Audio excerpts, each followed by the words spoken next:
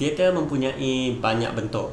Antara bentuk teater adalah teater sandiwara, teater bangsawan, teater realism, teater eksperimental dan beberapa lagi bentuk-bentuk teater yang lain. Untuk video kali ini aku akan membincangkan tentang teater eksperimental. Tapi sebelum itu, kepada korang yang belum lagi subscribe channel aku ini, aku harap korang boleh subscribe dan jangan lupa untuk ring that bell untuk notification video-video aku yang baru.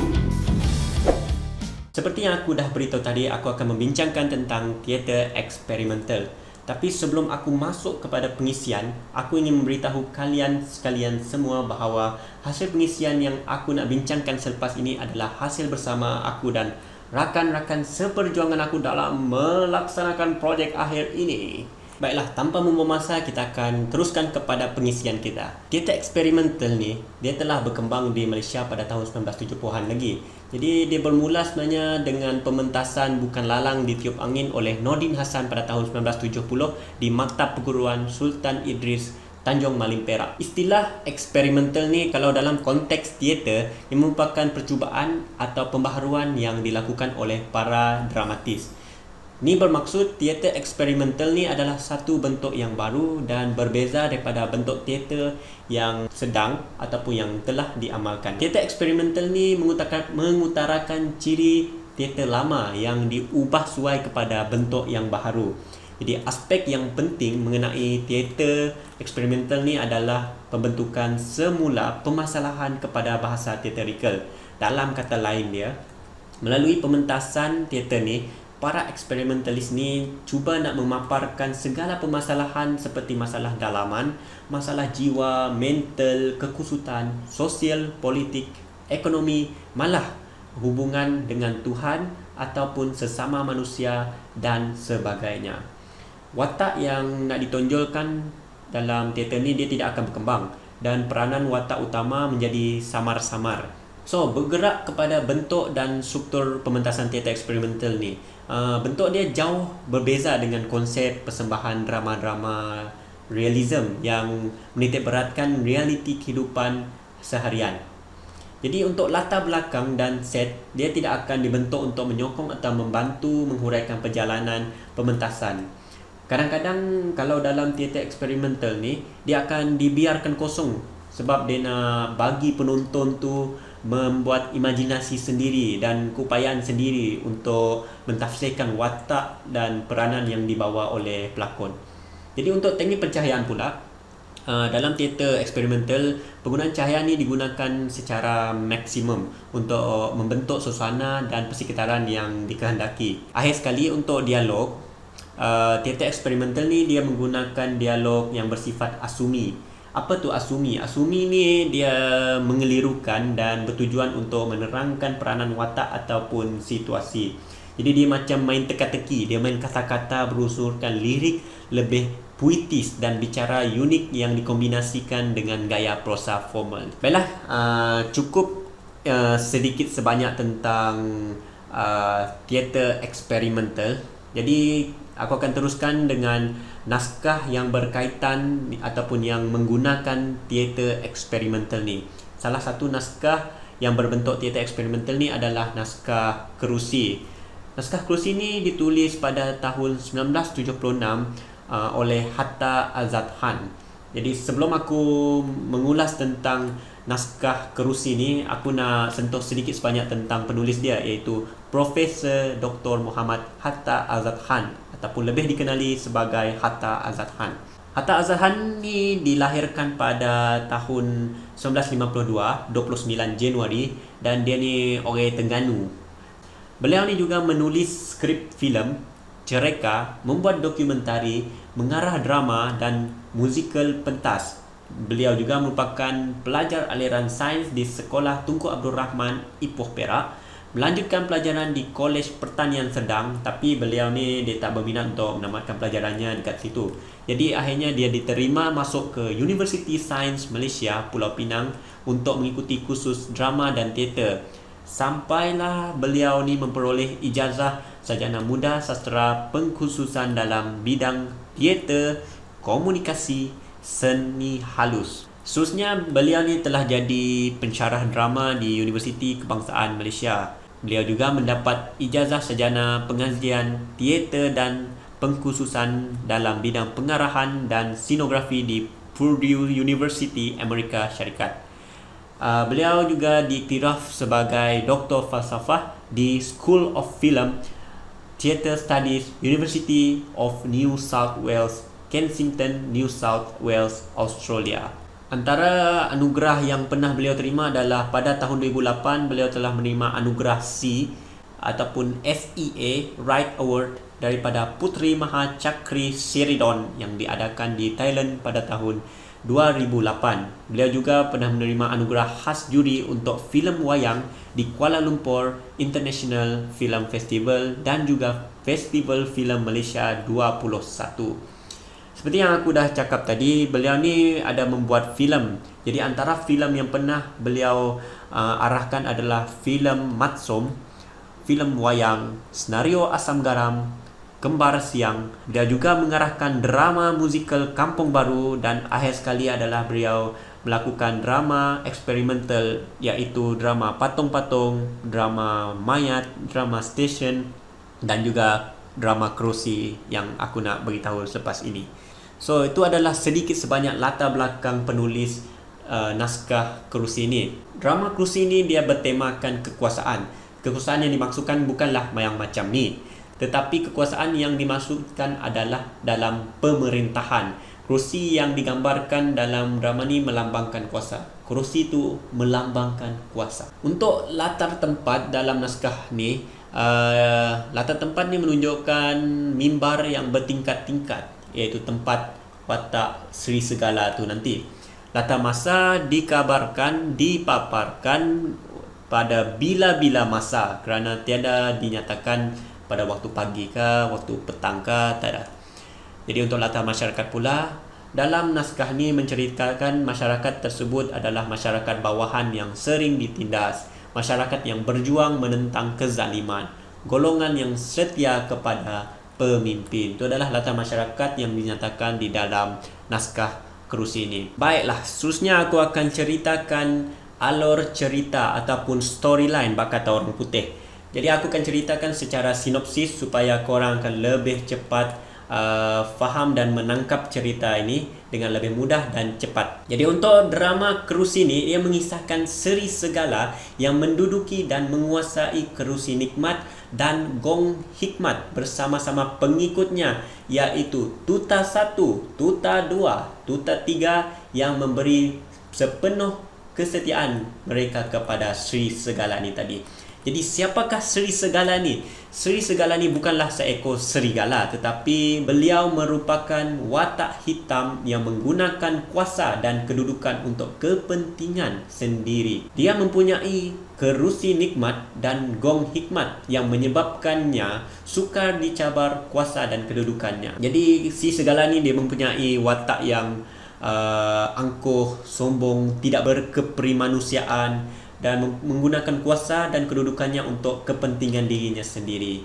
Seperti yang aku dah cakapkan tadi, Sri Segala ni mempunyai pengikut iaitu Tuta. Aku tak tahulah Tuta ni apa maksud dia ataupun di sebalik perkataan Tuta ni. Tapi yang aku tahu Tuta ni bukannya Tuta ini ataupun Tuta ni. Mengikut pementasan yang dipernahkan, Tuta ni digambarkan macam ni. Jadi Tuta ni merupakan pemukul gong. Orang kanan serigala tidak pernah teragak-agak untuk menjalankan tugas yang diperintahkan oleh Sri Segala ni tadi.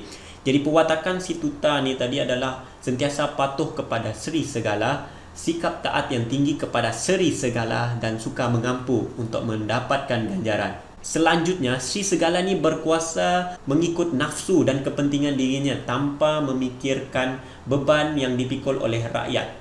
Dia menukar erti keadilan, erti kemakmuran, kedamaian, kejujuran dan belas kasihan mengikut takrifnya sendiri. Suka hati dia je nak tukar takrif kan. Jadi semuanya bererti satu penindasan. Ni satu penindasan dan kezaliman. Suara-suara protes daripada Wira 1 dan Wira 2 serta Wira 3 mengejutkan Sri Segala. Bukan setakat dalam naskah ni ada Tuta 1, Tuta 2 dan Tuta 3, tetapi terdapat juga Wira 1, Wira 2 dan Wira 3. Kemunculan Putra pula telah mencabar kedudukan Seri Segala. Jadi untuk wira-wira ni, dalam naskah ni, wira-wira ni adalah pendekar-pendekar muda bersatu dengan Putra untuk menewaskan Seri Segala ni.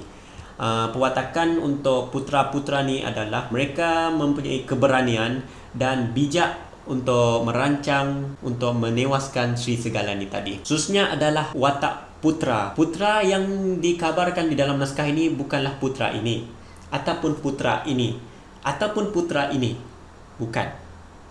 Putra yang dikabarkan di dalam naskah kerusi ini adalah watak sebagai pencabar kepada Seri Segala. Putra ni mempunyai mata buta kerana telah dibutakan oleh Seri Segala ni tadi.